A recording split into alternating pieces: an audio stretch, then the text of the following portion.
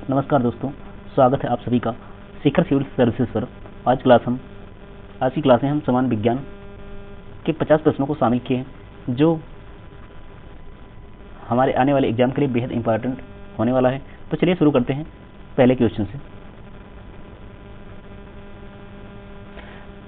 Question शुरू करने से पहले मैं बता दूं कि मैं क्वेश्चन का उत्तर तो बताऊंगा, साथ साथ इसको डिस्क्राइब भी करूंगा। तो डिस्क्राइब करूंगा, उसको लिखूंगा नहीं। लिखने पे क्या होता है, टाइम ज़्यादा लगता है।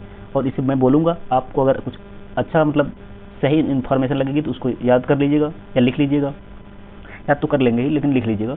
इसलिए मैं कुछ भी जो नया बोलूंगा, जो आपको लगेगा कि नया वर्ड है, नई जानकारी है, उसको आप लिख लीजिएगा। तो चलिए शुरू करते हैं पहले प्रश्न से।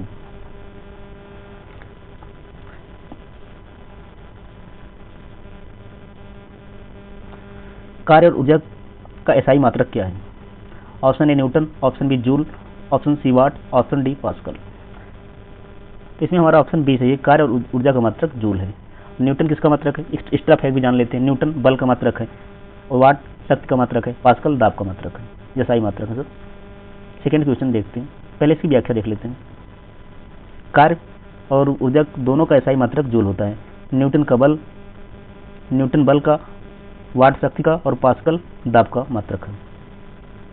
क्वेश्चन दूसरा देखते हैं। मानव शरीर में रक्त थक्का बनाने में कौन सा विटामिन सहायक होता है? Option A vitamin A, option B vitamin C, option C vitamin K, option D vitamin D. इसमें हमारा ऑप्शन सी से विटामिन के। विटामिन के रक्त के थक्का बनने में सहायता करता है।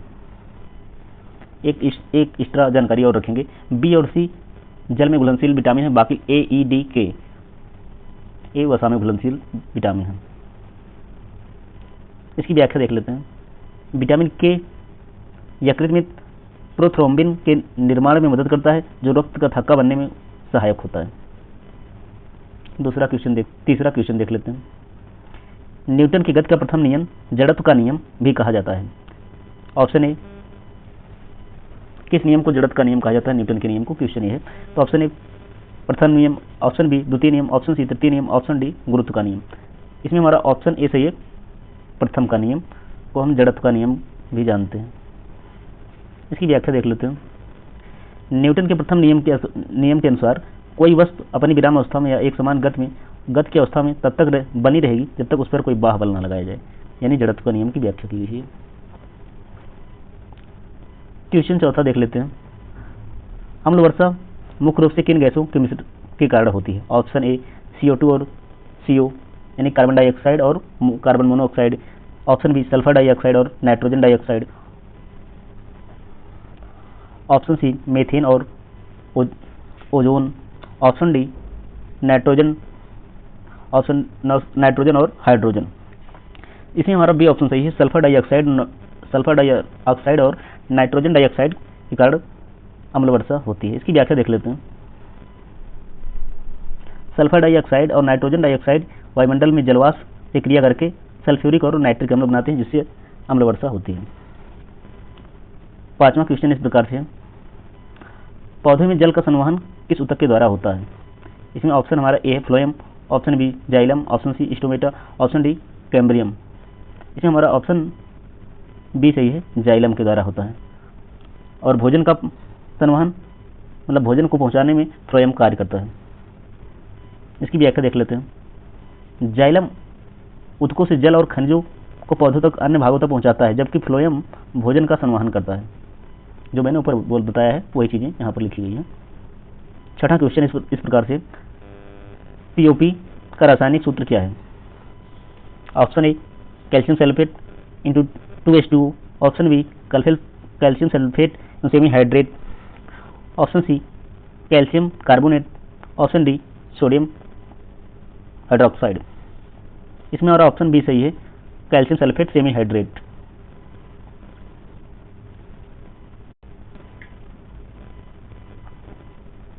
इसकी व्याख्या देख लेते हैं। प्लास्टर ऑफ पेरिस का रासायनिक सूत्र कैल्शियम सल्फेट सेमी हाइड्रेट है, जिप्सम को गर्म करने पर बनता है। सातवां क्वेश्चन है। मानव शरीर की सबसे बड़ी ग्रंथि कौन सी है? ऑप्शन ए अग्नाशय, ऑप्शन बी यकृत, option C thyroid, option D पीयूष। इसमें हमारा बी सही है, यकृत। इसकी व्याख्या देखते हैं। यकृत मानव शरीर की सबसे बड़ी ग्रंथि है जो पित्त रस का स्रावित करती है। यकृत में क्या होता है? पित्त रस का श्रवण होता है। सबसे बड़ी अंतःस्रावी ग्रंथि थायराइड है।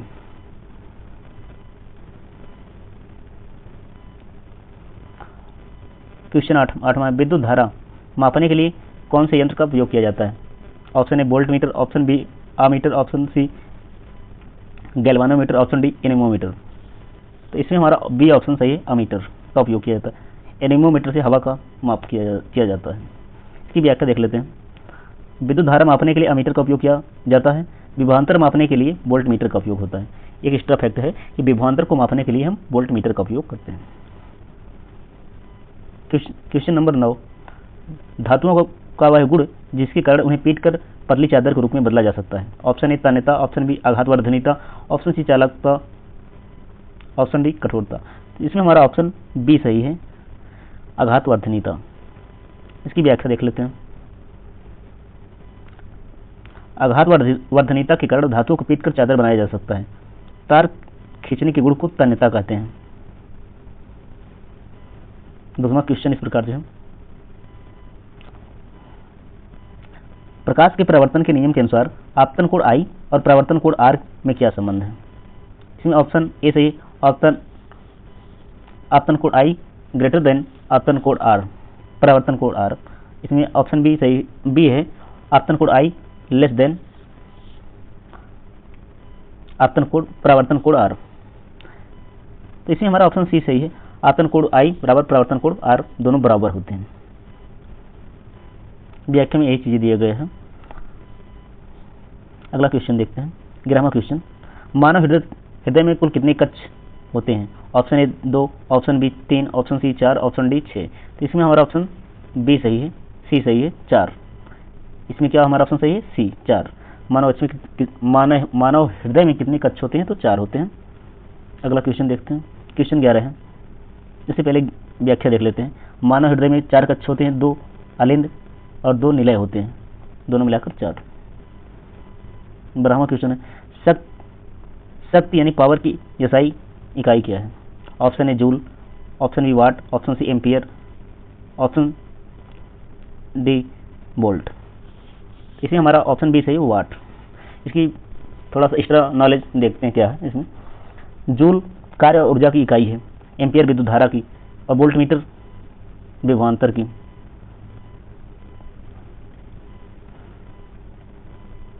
व्याख्या क्या है? कार्य करने की दर को शक्ति कहते हैं।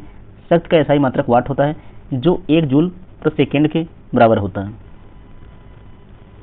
13वां क्वेश्चन इस प्रकार से, शुद्ध जल का पीएच मान कितना होता है? Option A 0, B 7, 14, option D 5.5। इसमें ऑप्शन हमारा बी सही है। इसकी व्याख्या देखते हैं। शुद्ध जल उदासीन होता है, इसलिए इसका पीएच मान 7 होता है। 7 से कम अम्लीय और 7 से अधिक क्षारीय होता है। तो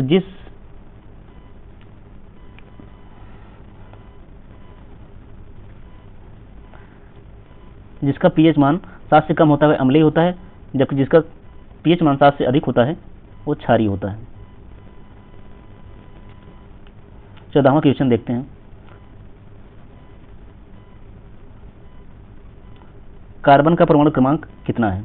option A 4, option B 6, option D 8, option D 12। इसमें ऑप्शन हमारा बी सही है, 6। परमाणु क्रमांक 6, इसकी द्रव्यमान संख्या 12 होती है। इसकी व्याख्या देख लेते हैं।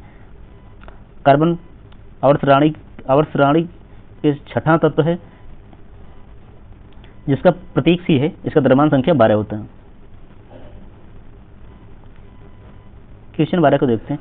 निर्यात में प्रकाश की चाल कितनी होती है? इसकी निर्यात में चाल 3 × 10⁸ मीटर प्रति सेकेंड होती है, यानी पहला ऑप्शन हमारा सही है। प्रकाश की चाल सबसे अधिक निर्यात में होती है।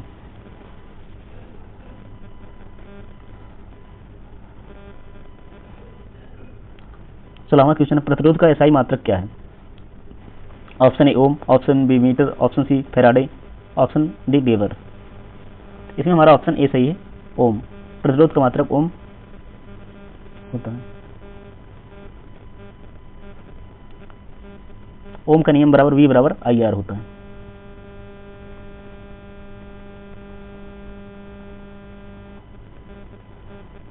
सत्रहवां क्वेश्चन देखते हैं, मानव शरीर की मास्टर ग्रंथ किसे कहा जाता है?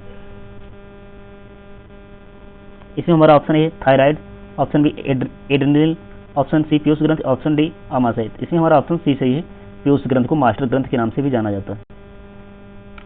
इसकी व्याख्या देख लेते हैं। पीयूष ग्रंथ मस्तिष्क के आधार में होती है और यह अंतःस्रावी ग्रंथियों से स्राव को नियंत्रित करती है। क्वेश्चन 18, प्रकाश संश्लेषण के दौरान कौन सी गैस मुक्त होती है? Option A carbon dioxide, option B oxygen, option C nitrogen, option D hydrogen. इसमें हमारा ऑप्शन बी सही है, ऑक्सीजन। कार्बन डाइऑक्साइड का अवशोषण करती है और ऑक्सीजन निकलता है प्रकाश संश्लेषण के दौरान। इसकी व्याख्या देखते हैं। प्रकाश संश्लेषण में पौधे जल और CO2 का उपयोग करके ग्लूकोज बनाते हैं और ऑक्सीजन गैस मुक्त करते हैं।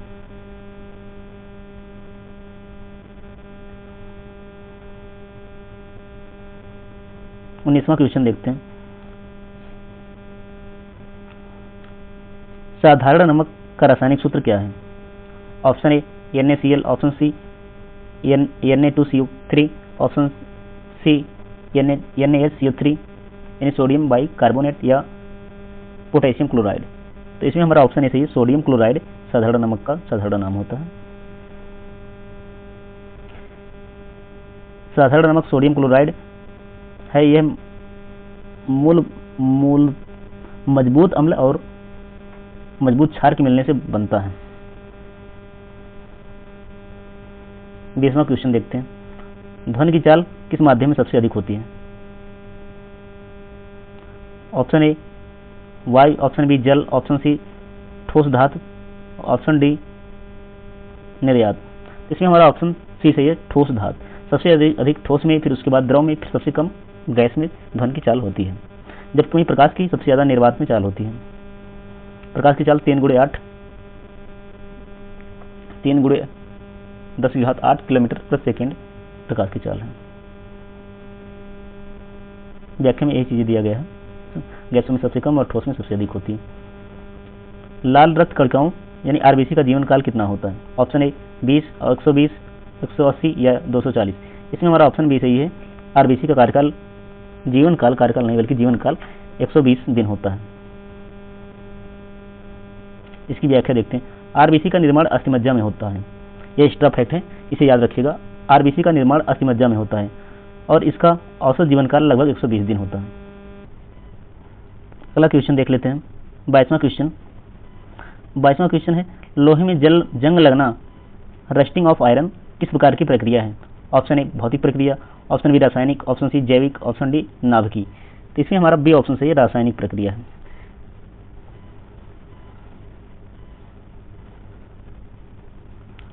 व्याख्या देख लेते हैं। लोहे पर जंग लगना एक रासायनिक परिवर्तन है जिसमें जल योजित फेरिक ऑक्साइड बनता है।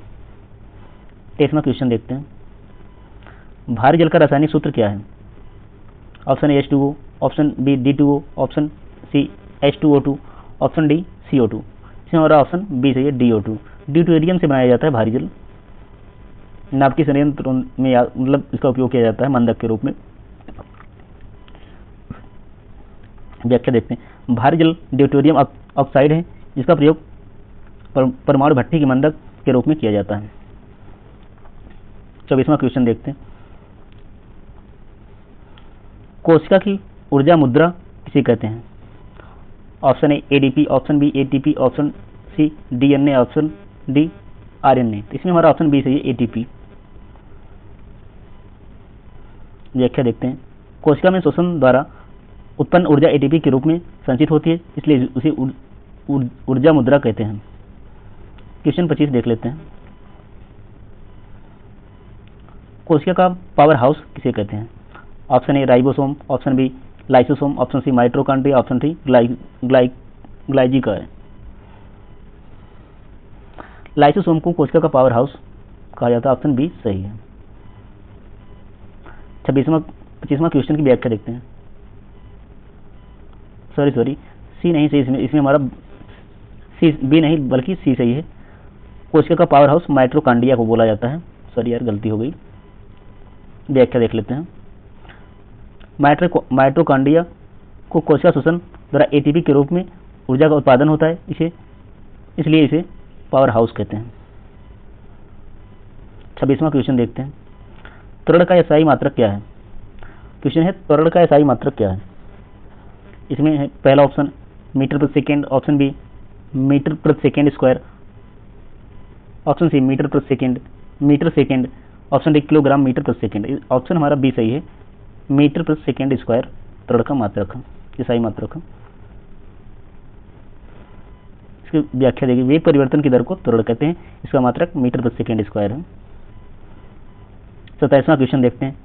सर्वदाता रक्त समूह कौन सा है? Option A plus, option B plus, option C A B plus, option D O plus.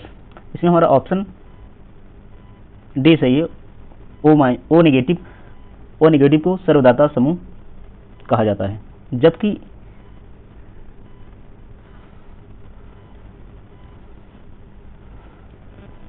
A B को सर्वग्राही बोला जाता है, ए बी प्लस को सर्वग्राही बोला जाता है।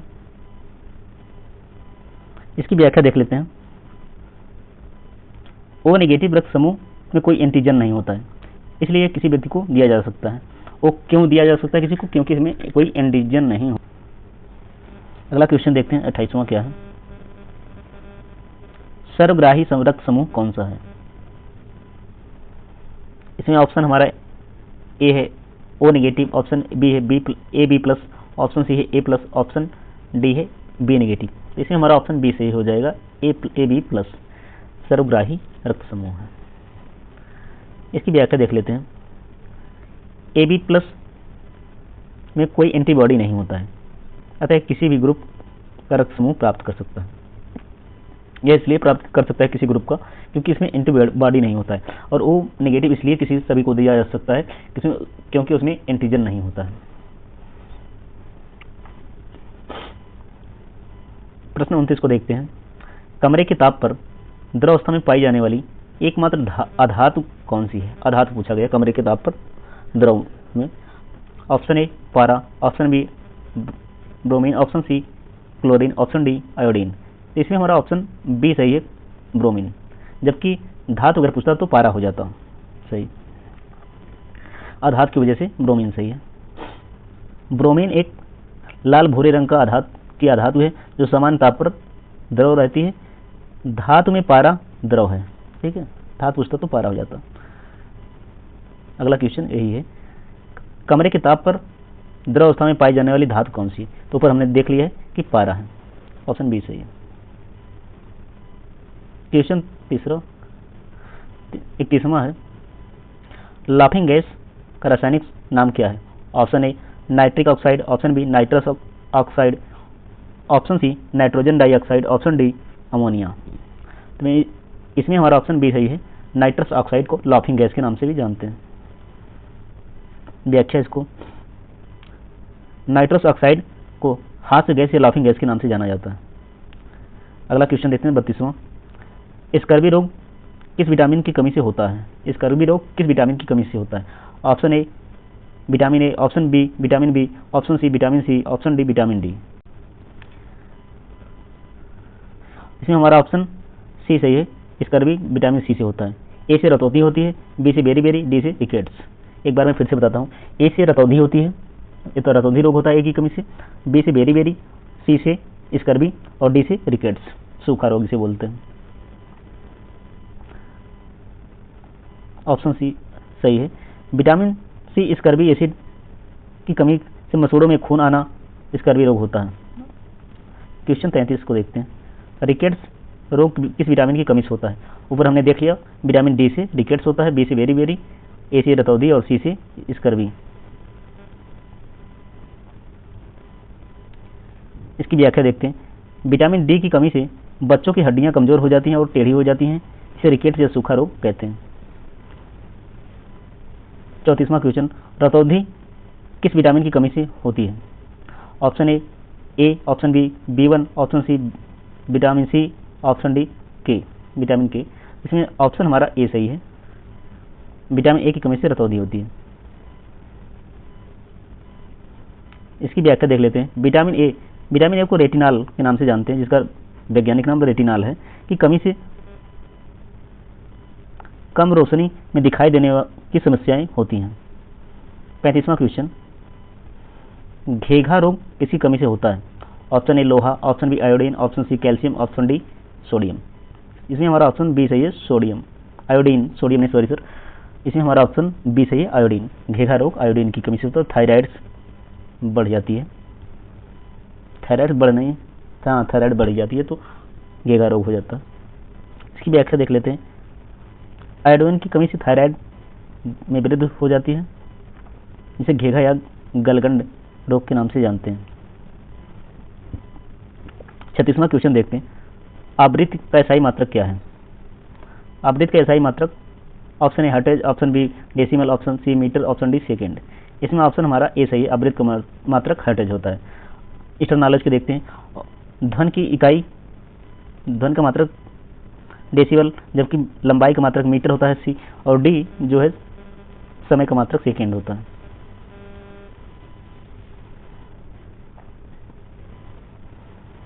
सैंतीसवां क्वेश्चन देखते हैं। विद्युत फ्यूज तार किन धातुओं के मिश्र धातु से बना होता है?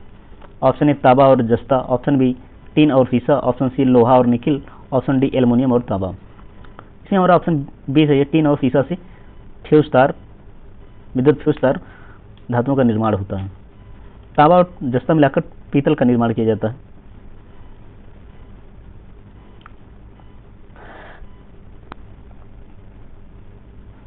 इसकी व्याख्या देख लेते हैं। फ्यूज तार का गलनांक कम होता है, प्रतिरोध उच्च होता है। इसकी अगला क्वेश्चन देखते हैं, 38वां। बेकिंग सोडा यानी खाने वाला सोडा का रासायनिक सूत्र क्या है? Option A sodium carbonate, option B sodium bicarbonate, option C sodium hydroxide, option C calcium hydroxide. इसमें हमारा ऑप्शन बी सही, सोडियम बाइकार्बोनेट को खाने वाला सोडा के नाम से भी जानते हैं। इसकी व्याख्या में खाने वाले सोडा का नाम सोडियम बाइकार्बोनेट है, व्याख्या भी यही चीज दिया गया है। अगला क्वेश्चन देखते हैं, 39वां। धावन सोडा धोने का सोडा का रासायनिक सूत्र क्या है? धावन सोडा का रासायनिक सूत्र क्या है? Option A sodium bicarbonate into 10H2O, option B sodium bicarbonate, option C calcium oxychloride, option D copper sulphate. इसमें हमारा ऑप्शन ए सही है, सोडियम कार्बोनेट इंटू 10H2O को धावन सोडा के नाम से भी जानते हैं। व्याख्या में ये चीज दिया गया है। तो अगले क्वेश्चन पे आते हैं। दही में कौन सा अम्ल पाया जाता है? Option A acetic, option B citric, option C lactic, option D tartaric. दही में हमें लैक्टिक अम्ल मिलता है, दही और दूध में लैक्टिक अम्ल। और एक्स्ट्रा नॉलेज के देखते हैं क्या है। एसिटिक एसिड सिरका में मिलता है, साइट्रिक एसिड नींबू, संतरे ये सब में मिलता है। टार्टेरिक अम्ल हो गया इमली हो गई, कच्चे आम हो गए, इसमें मिलता है। एक बार फिर से मैं बता रहा हूँ, याद रखिएगा। एसिटिक एसिड है जो ए वाला है, ये सिरका में मिलता है। सिट्रिक एसिड नींबू संतरा ये सब में मिलता है, खट्टे फलों में। ऑप्शन सी लैक्टिक अम्ल दूध दही में मिलता है। लैक्टोबैसिलस जीवाणु की वजह से बनता है दही बनती, इसलिए लैक्टिक अम्ल मिलता है। टार्टेरिक अम्ल इसमें इमली एवं अन्य फलों में मिलता है। इसकी अगला क्वेश्चन देखते हैं 40वां। उससे पहले व्याख्या इसको देख लेते हैं। दूध से दही बनने के लिए लैक्टोबैसिलस जीवाणु द्वारा लैक्टिक अम्ल का निर्माण क्यों होता है? 41वां क्वेश्चन देखते हैं। नींबू और संतरों में कौन सा अम्ल पाया जाता है? ऑप्शन ए सिट्रिक अम्ल, ऑप्शन बी ऑक्जेलिक अम्ल, ऑप्शन सी फार्मिक अम्ल, ऑप्शन डी मैलिक अम्ल।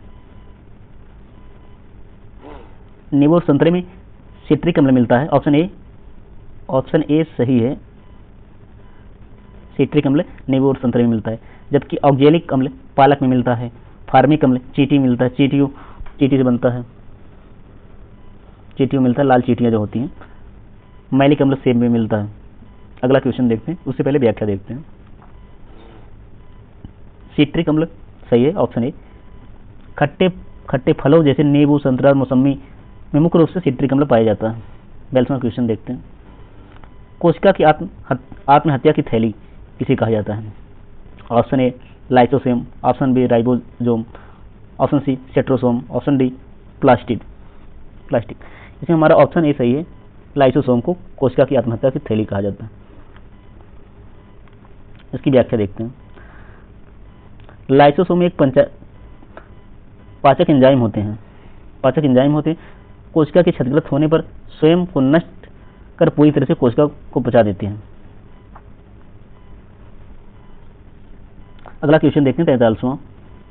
वृक्क की कार्यात्मक और संरचनात्मक इकाई क्या है? वृक्क की कार्यात्मक और संरचनात्मक इकाई क्या है? Option A neuron, option B nephron, option C alveoli, option D platelets. तो इसमें हमारा बी ऑप्शन सही है। वृक्क की कार्यात्मक और संरचनात्मक इकाई नेफ्रॉन है। इसकी व्याख्या देख लेते हैं। नेफ्रॉन वृक्क की सूक्ष्म छन्नी इकाई है जो तंत्रिका तंत्र की न्यूरॉन इकाई है। तंत्रिका तंत्र की इकाई न्यूरॉन है। अगला क्वेश्चन देखते हैं 44वां। तंत्रिका तंत्र की मूलभूत इकाई क्या है? ऊपर हमने व्याख्या में पढ़ा कि तंत्रिका तंत्र की इकाई न्यूरॉन है। ऑप्शन बी सही है।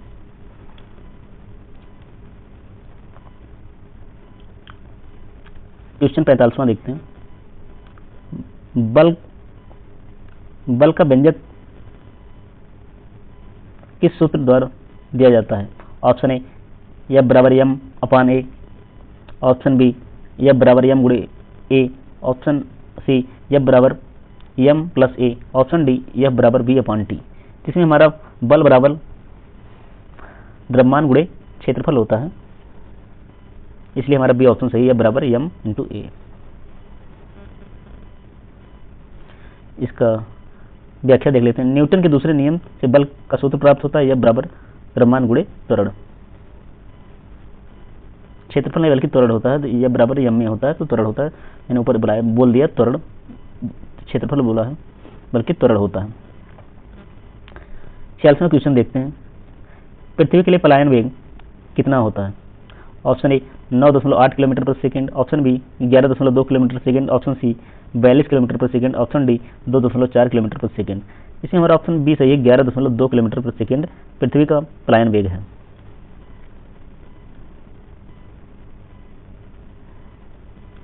सैंतालीसवां क्वेश्चन देखते हैं। ओजोन परत वायुमंडल की किस परत में पाई जाती है? क्षोभ मंडल, संताप मंडल, मध्य मंडल, बाह्य मंडल। इसमें हमारा बी ऑप्शन सी संताप मंडल में ओजोन परत पाई जाती है। इसी संताप मंडल में हवाई जहाज उड़ाई जाती हैं, क्योंकि यहाँ पर वर्षा, तूफान, आंधी, पानी ये सब कुछ नहीं होता है, नॉर्मल सा मौसम होता है, इसलिए संताप मंडल में हवाई जहाज उड़ाई जाती है। क्षोभ मंडल में वर्षा, तूफान, आंधी ये सब आती है। बाह्य मंडल में हमारे उपग्रह सैटेलाइट को छोड़ा जाता है। इसकी व्याख्या देख लेते हैं। ओजोन परत संताप मंडल में पाई जाती है जो सूर्य की हानिकारक परावैंगनी किरणों को रोकती है। अल्ट्रावायलेट किरणों को रोककर हमारी सुरक्षा करती है ओजोन परत। क्वेश्चन 48 को देखते हैं। विद्युत बल्ब में समांतर कौन सी अक्रिय गैस भरी जाती है? Option A hydrogen, option B argon और nitrogen, option C oxygen, option D carbon dioxide. इसमें हमारा बी ऑप्शन सही है, आर्गन और नाइट्रोजन समांतर बल्ब में भरी जाती है। हाइड्रोजन भी ज्वलनशील गैस है, ऑक्सीजन भी जलने में सहायक होती है, कार्बन डाइऑक्साइड नहीं भरा जाता। इसकी व्याख्या देख लेते हैं। ऑप्शन बी सही है, आर्गन और नाइट्रोजन। टंगस्टन फिलामेंट के ऑक्सीकरण को रोकने के लिए बल्ब की निष्क्रिय गैस जैसे आर्गन, नाइट्रोजन भरी जाती है। सब निष्क्रिय गैस हैं। सक्रिय गैस भरने पर आग लग जाएगी, दग जाएगा बल्ब, इसलिए सक्रिय गैसें नहीं भरी जाती। एलपीजी रसोईया गैस का मुख्य घटक कौन सा है? Option A methane, option B butane और propane, option C ethane, option D radon. इसमें हमारा बी ऑप्शन सही है, मेथेन और प्रोपेन। और मेथेन जो है हमारे धान के खेत में मिलता है, पशुओं के जुगाली करने से भी निकलता है। ठीक है, अगला क्वेश्चन देखते हैं। अगला क्वेश्चन देखने से पहले इसकी व्याख्या देख लेते हैं। एलपीजी मुख्य रूप से ब्यूटेन और प्रोपेन गैसों का मिश्रण होता है। इसमें गंध के लिए एथिल मरकैप्टन मिलाया जाता है ताकि लीक होने पर पता चल सके। 50वां क्वेश्चन देखते हैं। पेंसिल के लेड का निर्माण किससे होता है? ऑप्शन ए सीसा, option A graphite, option C कोयला, ऑप्शन डी जस्ता। इसमें हमारा बी ऑप्शन सही ग्रेफाइट से निर्माण होता है पेंसिल के लेड का। व्याख्या देख लेते हैं। पेंसिल की नोक ग्रेफाइट और चिकनी मिट्टी के मिश्रण से बनती है। ग्रेफाइट कार्बन का एक अपर रूप है तथा विद्युत का सुचालक भी है।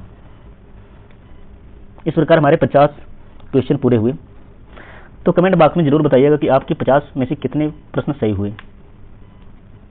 और अगर आप इस चैनल पर नए होंगे, पहली बार आए होंगे, तो चैनल को सब्सक्राइब करिएगा और बेल आइकन को प्रेस करके रखिएगा ताकि आने वाली भविष्य में वीडियो आप तक बहुत पहले पहुंचे। और दोस्तों के साथ शेयर कीजिएगा ताकि हमें अगली क्लास बनाने के लिए प्रेरणा मिल सके। जय हिंद, जय भारत।